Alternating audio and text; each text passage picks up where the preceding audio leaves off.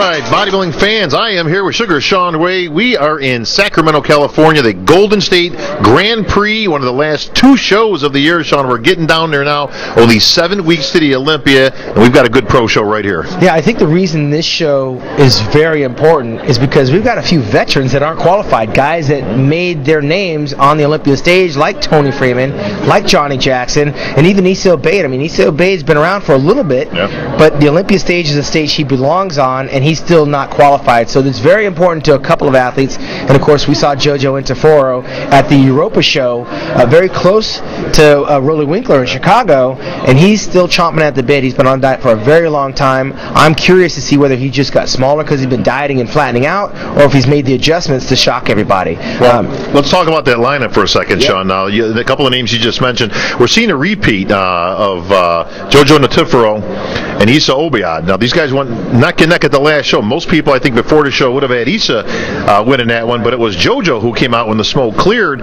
Issa came in big that show, but not cut. But I understand he kind of went back to basics. We're going to see a much better and improved Issa here on stage tomorrow. Yeah, Issa said he's working with Flex Wheeler on his diet. I didn't know that Flex Wheeler was a diet guru. That's right. That's right. He couldn't stand dieting, so we're going to find out what Flex is brewing over there. But he is working with Charles Glass, and we know that everybody in California has worked with Charles Glass except for me. That's the guy that Flex relied on very heavily, along with Chris Cormier. So if that translates over to Issa could be bringing a very different package, a very competitive package. But those two guys could be a dogfight in and of itself. That's a storyline between Jojo and Issa. Well, Jojo has made tremendous progress over the last few shows. Let me ask you about confidence, though, Shawn. How important is that? Now, we're seeing in the emergence of Jojo Interforo, this is not a guy that was high on anybody's radar just literally last year. Sure.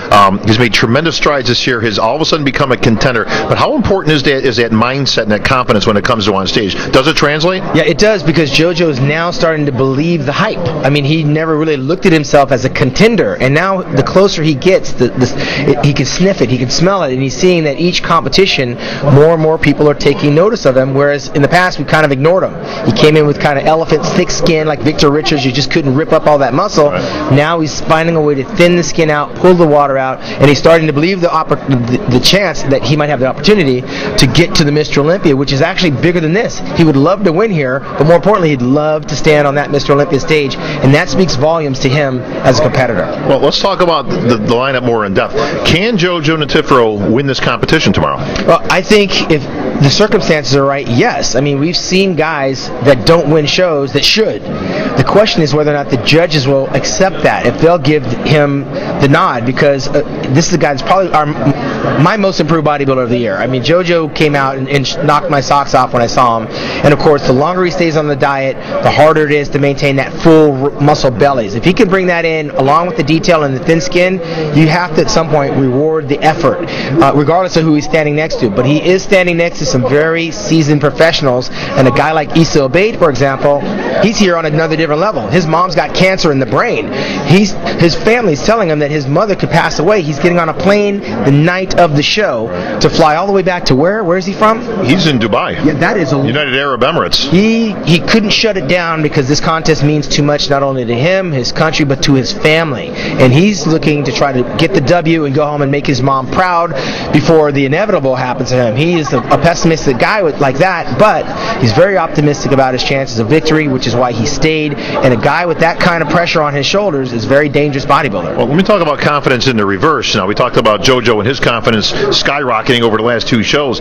Did it hurt Issa in the last show that he lost out to Jojo? Is that going to play any role here, or was that just simply an off night? Yeah, I mean, we've seen bodybuilders change places, but we got a totally different judging panel, and I think the pro bodybuilders on the circuit realize that they're not being judged by the same panel all the time. You had a different panel out in Chicago, totally different California-based judges. They may see things just the opposite. So he feels right now the playing field is level.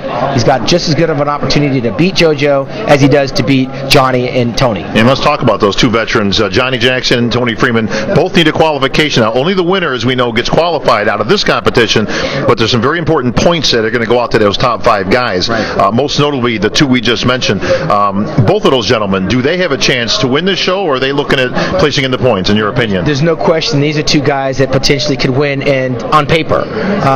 But we've seen Johnny show up off. We've seen Tony show up kind of watery.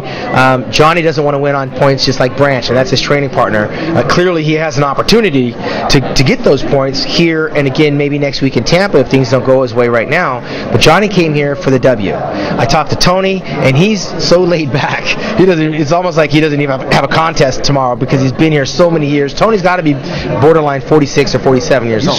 He's close to our age, almost 40. I think 48 this year. So he's right there, and he's laid back. This is another day at the office for Tony, and if he doesn't win here, he'll be in Tampa next week. So right now, those two guys have a very good economy of what's at stake, whether it's points or the win. They have longevity, and they have the experience. Whether or not it translates into victory tomorrow, we got to wait till tomorrow to find out. Well, I'm going to give you my dark horse pick right now because this is going to be one of those I told you so's out there. Sean, we'll see if you agree or disagree. My dark horse pick and a guy that could upset the entire apple cart, Manuel Romero. Manuel Romero has been a work in progress, a very slow guy to catch on because he's so tall. He's right there with Tony Freeman on the stage, a little bit weak and thin in the chest. Of course, he's got those big legs, and now I think, like he said, his whole goal is to be better than he was at his last show. And a bodybuilder that comes in here not worried about the competition and the competitors is a very dangerous one. He was young, he's ambitious, he's got the shape and the genetics to do a lot of damage. The question will be whether or not he can bring the condition. This is a show that's going to be won on condition. Well, this is a make or break it show for some of these guys, and a couple other names. Mo Banut finally making his appearance back on the stage. He's done well. We've seen him not do so well. A couple of new guys out there, Hakeem Williams, Brian Yersky. So we've got some other names in there. Anybody else making a splash to you, Sean, or pretty much the names we've just talked about? I'm going to keep my eye on Hakeem Williams because this is a guy that has all the muscle in the world and was missing the detail, especially from the rear. He's assured me this time that he's brought up that detail and everything else has stayed the same. He's got all the muscle. The question is, how will he display it? He's a little starstruck with Johnny and Tony, just like we were when we got on that stage with those big guys. But if it translates into the work that he's done since Chicago to now, he's a dark horse as well. It's one to watch for. Yeah, well, definitely we'll be watching, of course. And the ladies, not to be forgotten, of course, Pro Women's Physique taking the stage as well. Pretty impressive lineup. Most notably Gillian Revill, yes, who's done very well in the past, making her appearance back. She's had a pretty tough year, and I tell you what, I got to give her a lot of credit. She actually had to go in and get her heart worked on. She was actually on the Olympiad stage last year when something went a little haywire. She couldn't even see, literally, on the stage. As most people have been following the story, of course, she went in, got checked out. They says, basically, you've got some problems we need to address, but she got them addressed, and she's literally going to be back on stage tomorrow. I think her chances are pretty good. Yeah, she actually had a hole in her heart. She didn't know it and got it addressed, and she's right back picking up where she left off. So the women's physique division, very important ramifications taking place here in Sacramento as it relates to getting to that Miss Olympia competition. So a new division. Dana Lynn Bailey won it last year, and the girls are all clamoring to get there. So I'm excited to actually watch that portion of the show. And again, what Hani Rambad's doing up here in Sacramento and Northern California is great for California bodybuilding because we don't have a pro show except this one. So it's been a while. I'm looking forward to being a part of it. And a few other names. Karen Hobbs also in that lineup. Carrie Simmons, Candria Judd Adams. So, I mean, there's some names in there. These girls got to fight on their hands. So the girls going to be duking out as well as the guys. Only the winner also there qualifying for the Women's Physique Olympia only in its second year, as you said. Dana Lynn Bailey, of course, going to be defending that title. She's going to have her hands full this year. But we've got a great show here this weekend. Congratulations to Hani Rambod, of course, Sandy Williamson on hand, and John Tooman all putting together their best here for this first ever event. So stay tuned, Sean. We're going to be at the prejudging. Of course, we'll be covering the events as they unfold. Prediction time.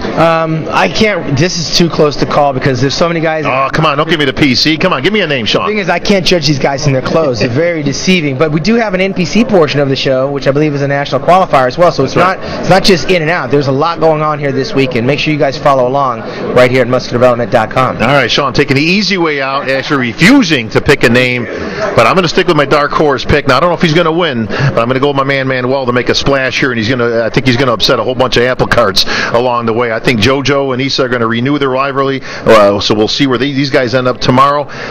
That's a preliminary, of course. I'll take the tough one. Okay. I'll make the calls. Don't worry. Bob will be at the mic.